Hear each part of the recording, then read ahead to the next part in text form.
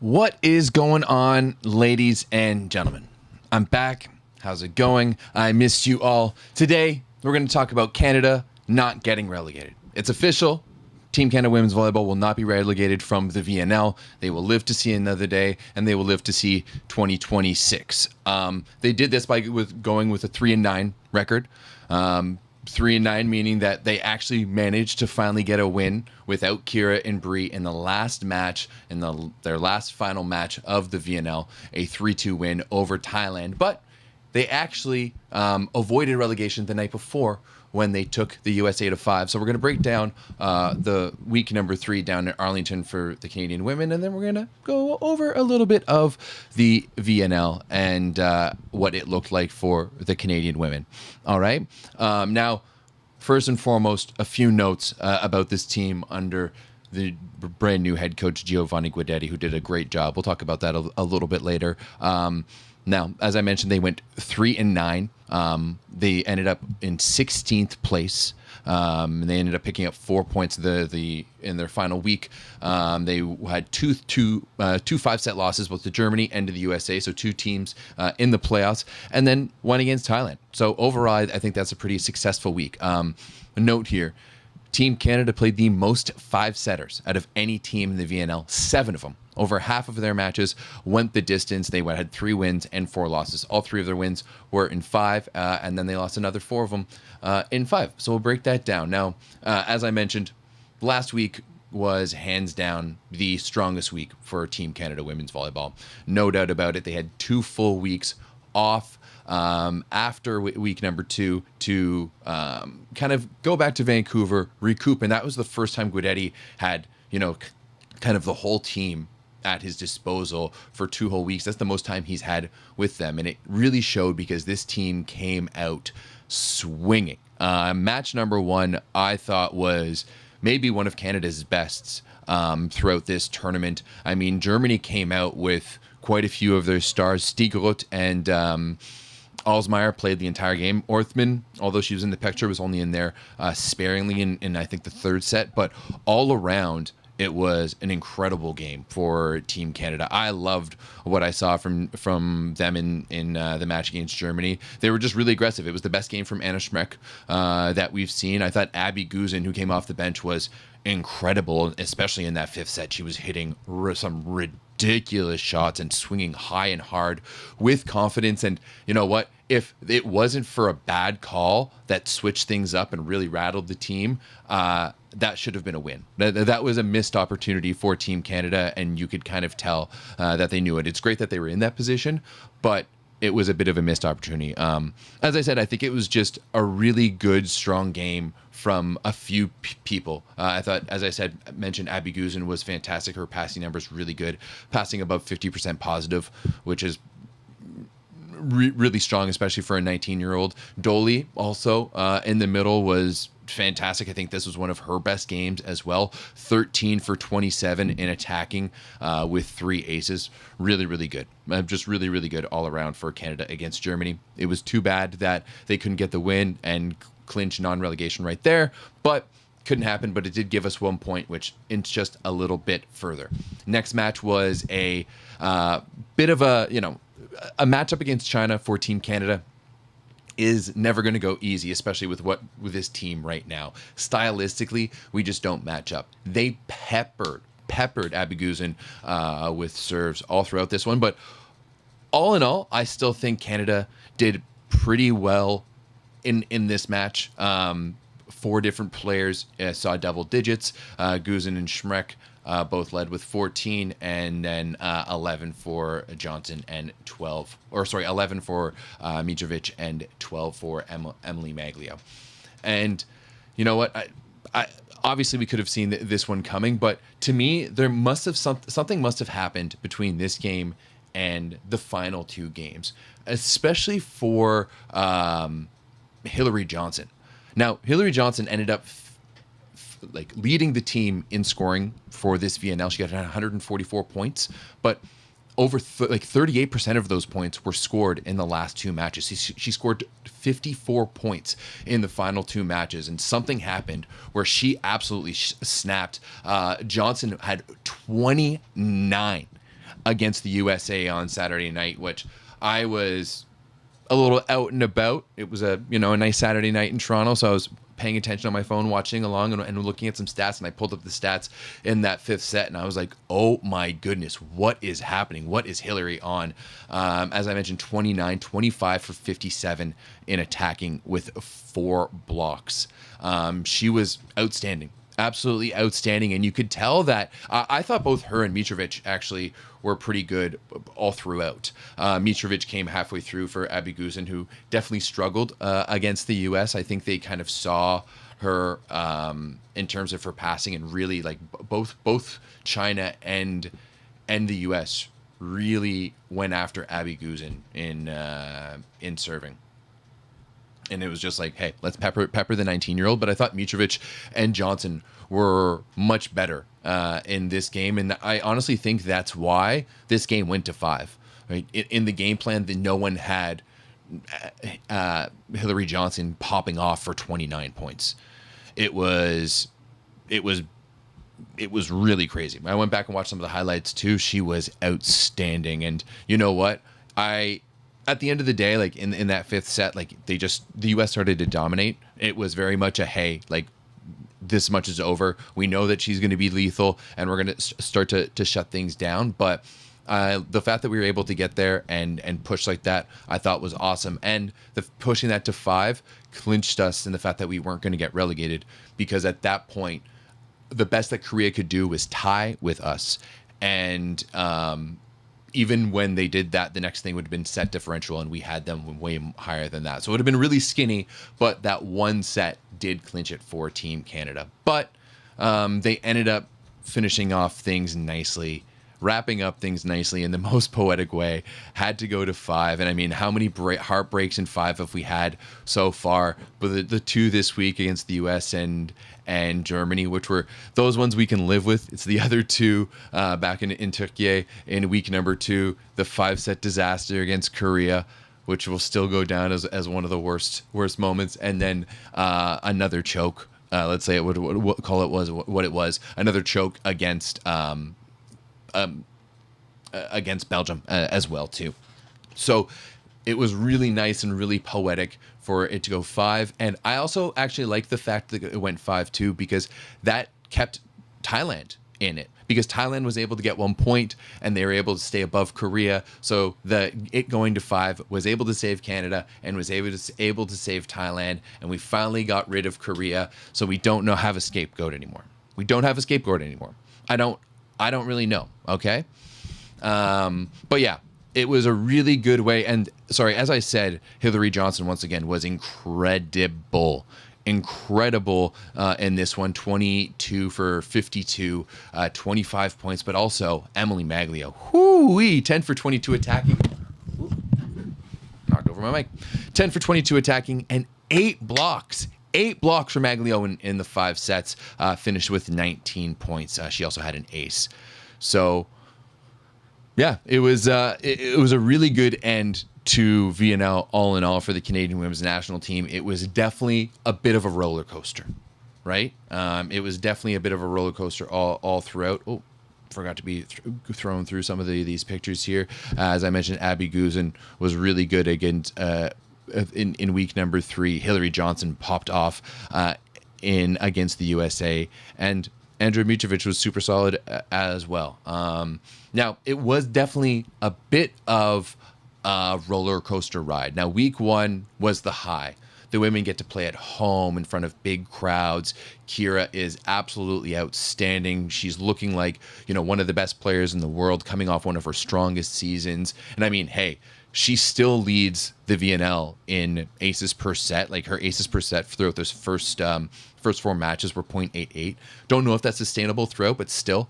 And she's still at one of the highest, has one of the highest aces out there as overall as well. But you have that high of playing at home and getting 2 wins and everything's looking good. But it was also very what this team was and I don't know if it still is, but we're working through it, where it was very much, let's just get Kira to get us through this. And that's exactly what that was, and exactly why she had so many aces throughout those first 4 matches, right? Where she was just relied upon to just go back there and pound the ball and go for it and go for it and go for it.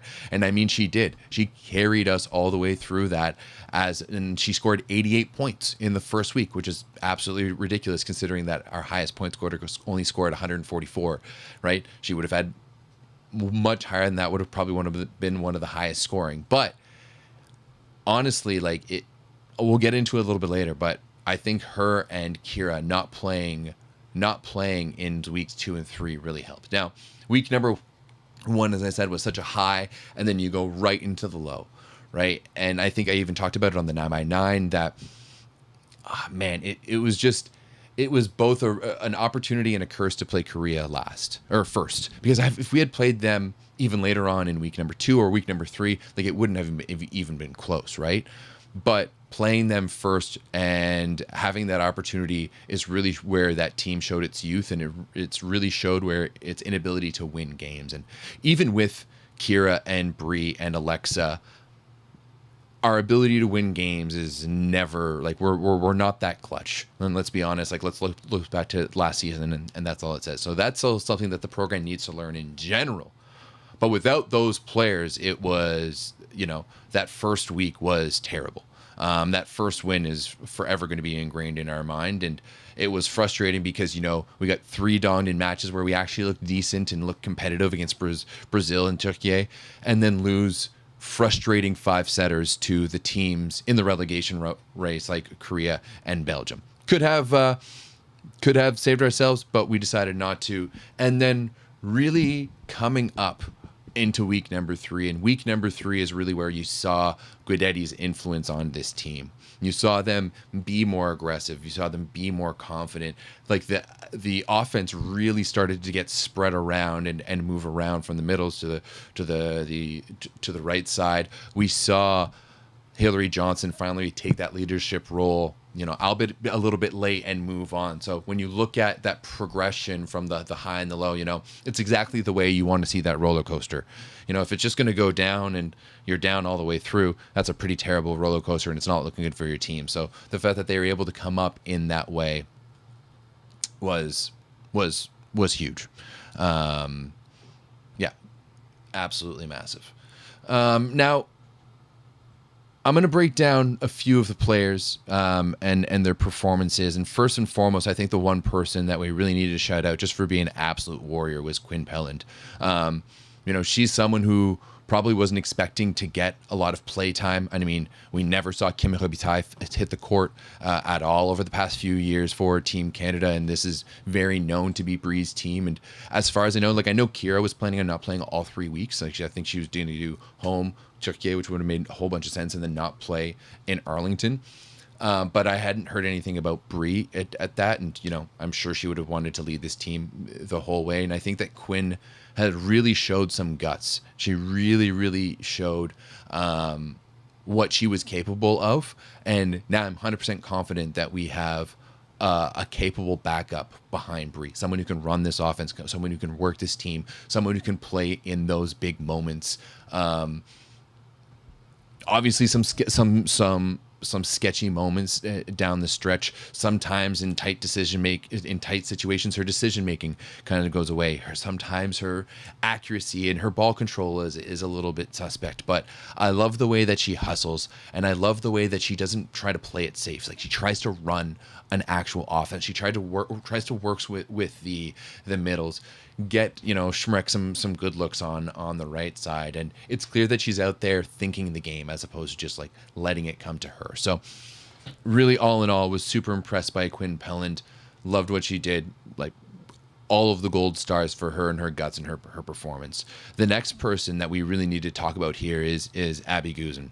Abigail Guzen, man, 19 years old, just finished her second year at Alberta. And I mean, I've known that she's been good. Like, what she dropped like 33 at nationals in her rookie year for Alberta. So I've known that she's been good for a while. Obviously, I haven't been in touch with the U Sport game as much as before, but I mean, when's the last time we've seen a teenager come onto the women's national team and make an impact like this, or at all? Like, we have to look back at like Jen Cross and Sarah Pavin. who are, you know, playing on the women's national team as teenagers back in the early 2010s and late 2000s.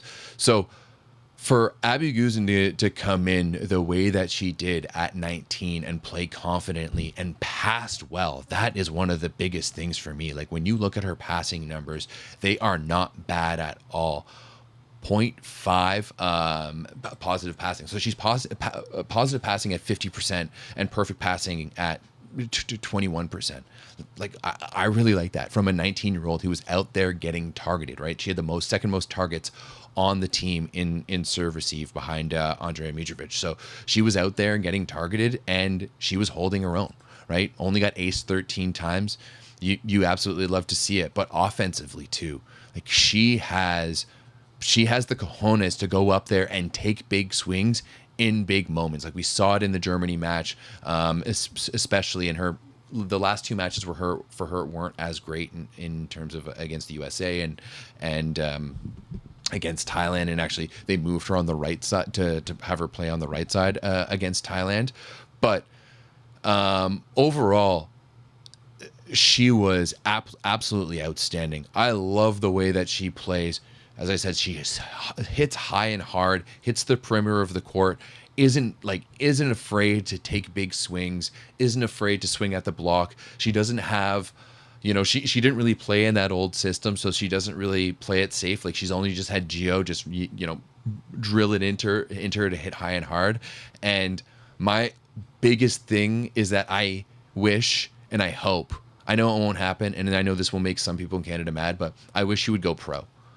Like, if there's any way that Gio could take her as like a fifth outside for Vakifbank this year, that would be amazing. That would be best case scenario. I think that would be best case scenario for this team, to get her out of youth sports and to get her in a professional scenario and to get her training with the team. Because, man, as a 19-year-old, I did not know we had this kind of talent in the country at 19 that could translate to the international game. I knew that she was good for youth sports for 19. I didn't know she was this good for the international game at 19.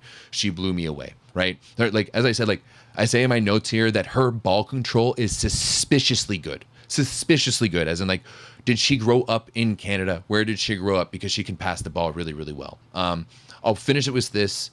Guedetti told me in our interview that his job for the first year was to find that, like, that diamond in the rough on the left side, to find that Gabi.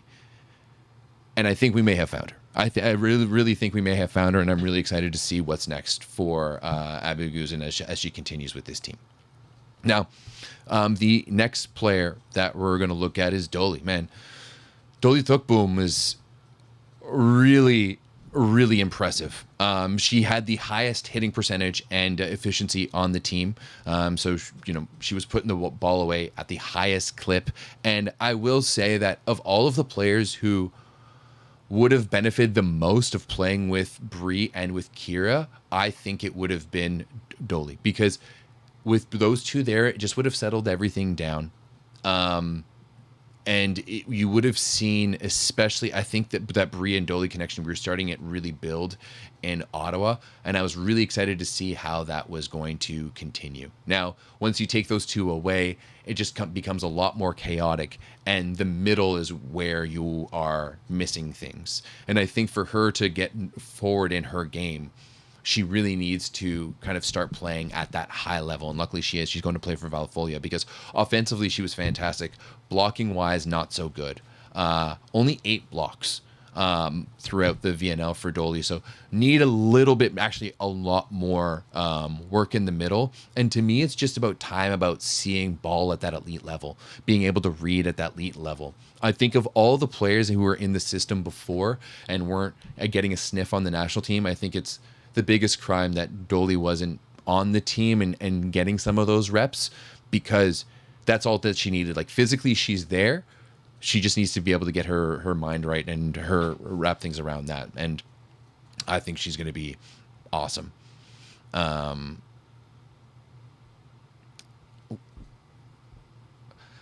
Next one, Anna Shmere.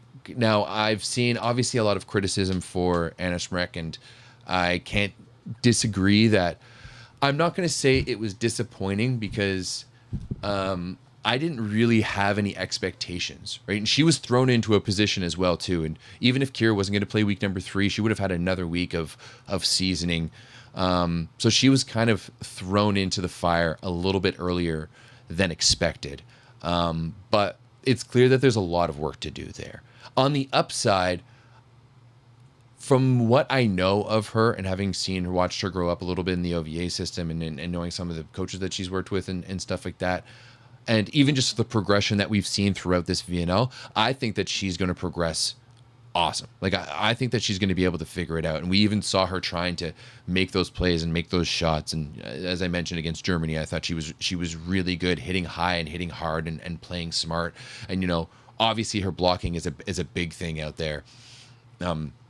Actually, she had 6 blocks against the USA, right? So her offense wasn't great that night, but blocking wise, she was really, really good. It's going to take her some time to really get rid of that gold medal squared mentality and get rid of that NCAA style of play. And just remember that, like, yeah, she was at Monza, but like she played for Malonza for like a hot minute in the second half of the season after coming in from Wisconsin. So she is going to need some time to adjust to the international game, right? In the States, they like to play everything really low and really, really fast. Speed is the priority, and that just doesn't work at the international level, right? Blockers are too good, and you can't hit low and hard.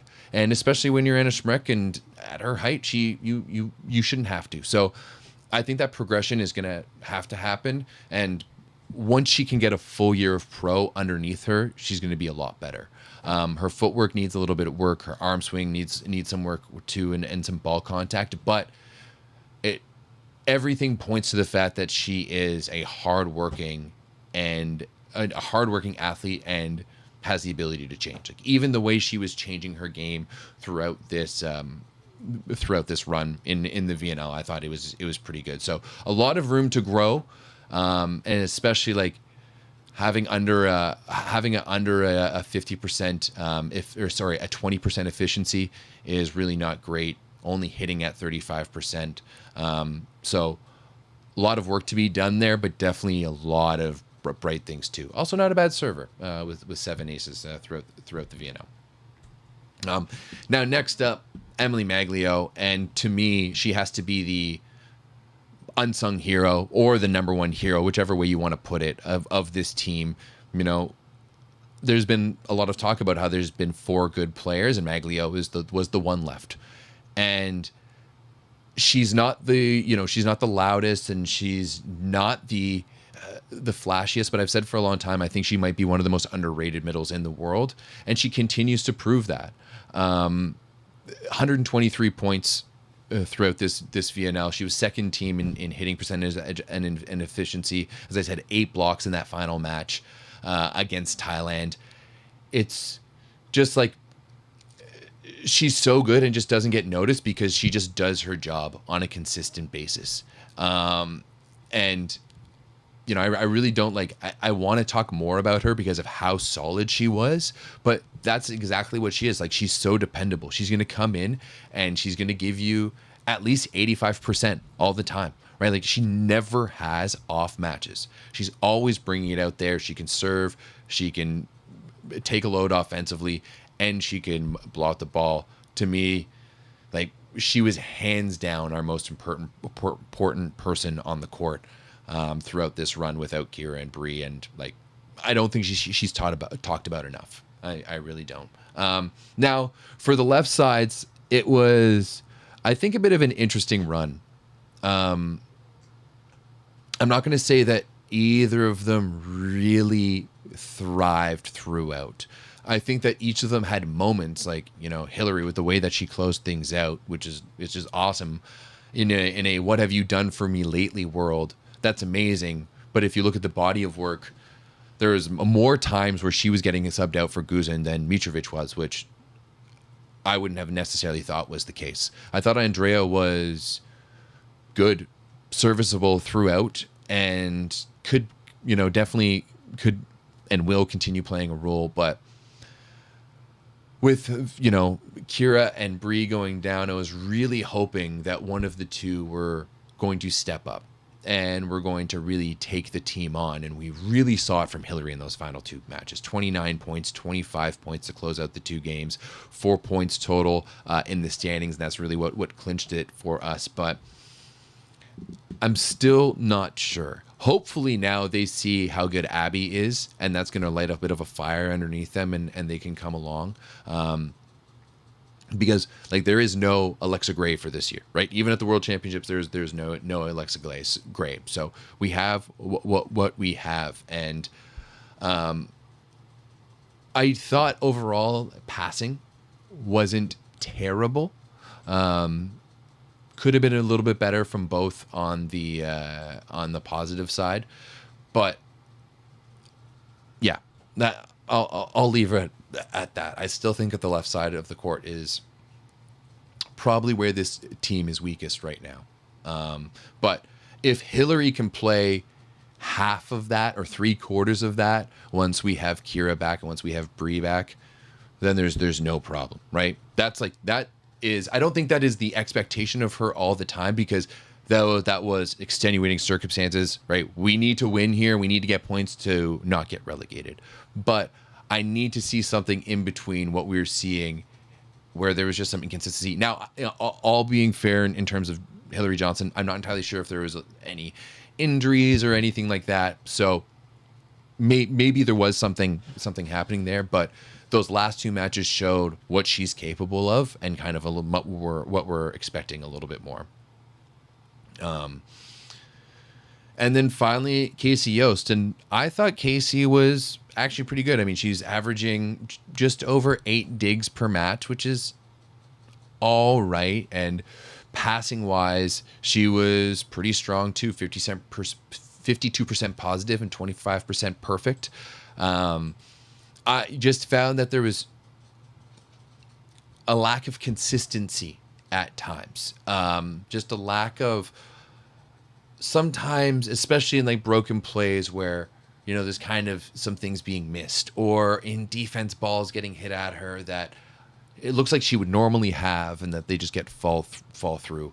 And I think that's once again where we see that U Sports gap, where you can have these lapses, and you know, like you can have a lapse of concentration, and it doesn't really matter in U Sports, because you can pass an off ball, or, you know, a free ball can be not taken care of, or you can miss a dig and you won't necessarily get punished for it, but in international you will. And so at her high end, when she's at her best, like I rate Casey Yost. I think she's really, really good, but there's just those moments of inconsistency where I need her to get a little bit stronger. And, you know, once we see her a little bit more in a pro scenario, I think we're really gonna be seeing that. Overall, I think that this was a really good showing for Volleyball Canada.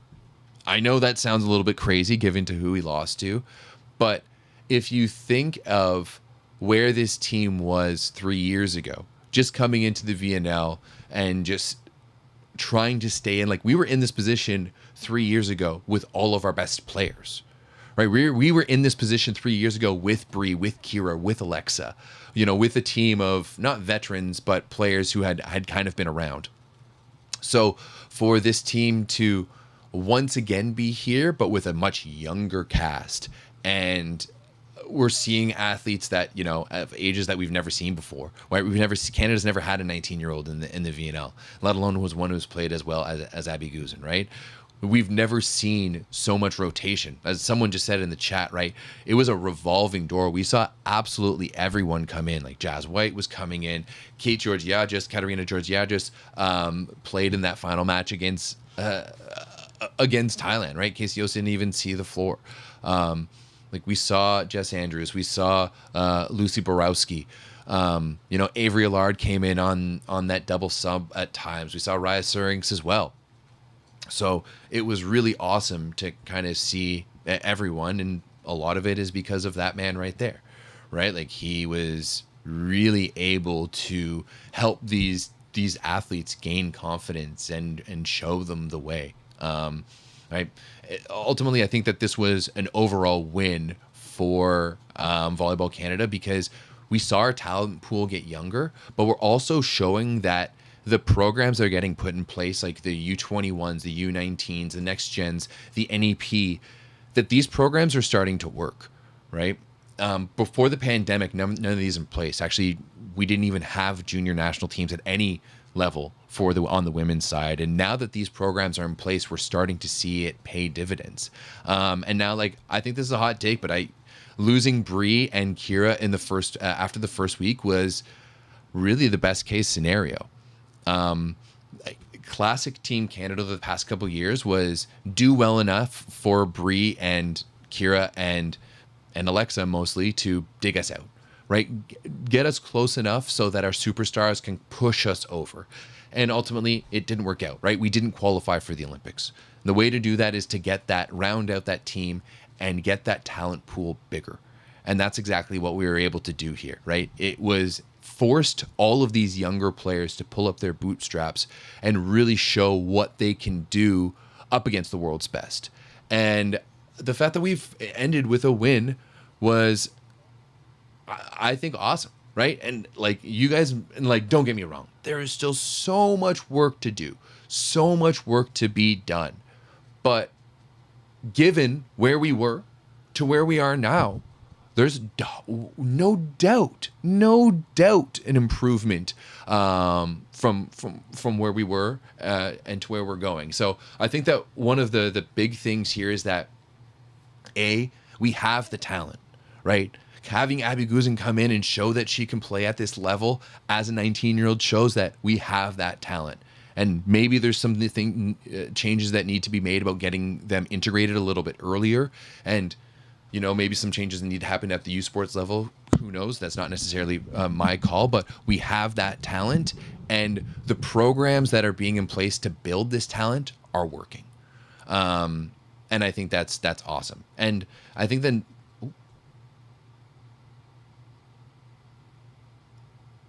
I don't have my last few pictures, so we're just going to go back to this picture here of Guedetti, because I think that this man, in all of my time in Canadian volleyball, this might have been the best move ever for Volleyball Canada. I still don't know how they made it happen, but bringing in Giovanni Guedetti for this year was the perfect time in transition for this team as they push towards LA 2028 and beyond, because you've really seen him start to refine this team's game and take it from what it was and make it more at this level.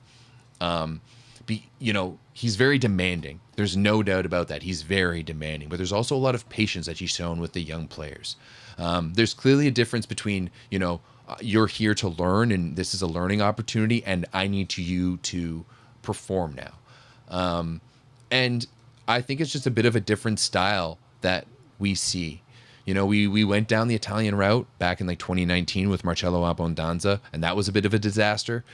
And it was too much of the one-sided European angry yelling, like, let's be demanding in your face, and not enough of the caring and understanding and learning.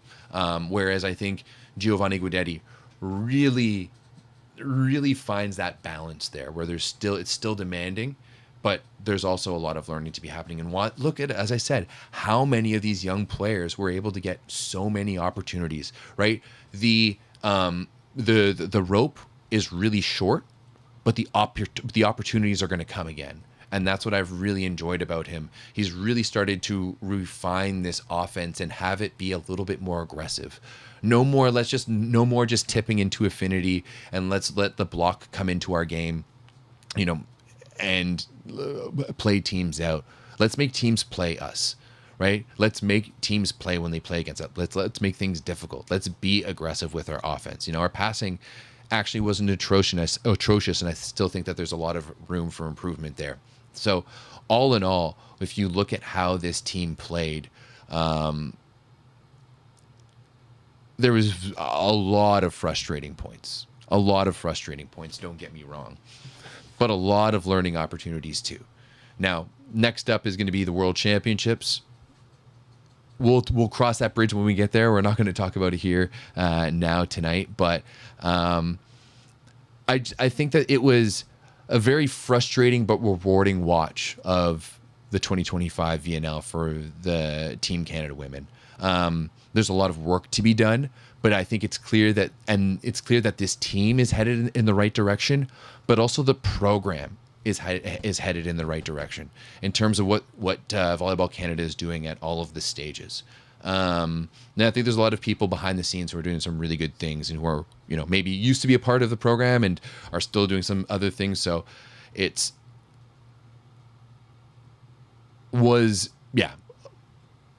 I think all in all, it was a win of a VNL.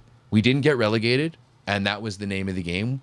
Even with Bree and Kira, I'm not even sure the playoffs were on the table, but we didn't get relegated, and I saw so many good things from so many good young players, and I really hope that this is like an eye-opening, like we're seeing it on the men's side too, where our young players can play. Canadian volleyball has come a long way in the past 10 years, and we're starting to see that our young players can play, and this proved it. All right. Thank you very much, everyone. I will be coming back to you shortly with some more videos. Yeah, you're right. We can't close a close match. We did finally in that last match, but I will say that previously I felt that a lot of our style was maybe playing not to lose as opposed to playing to win.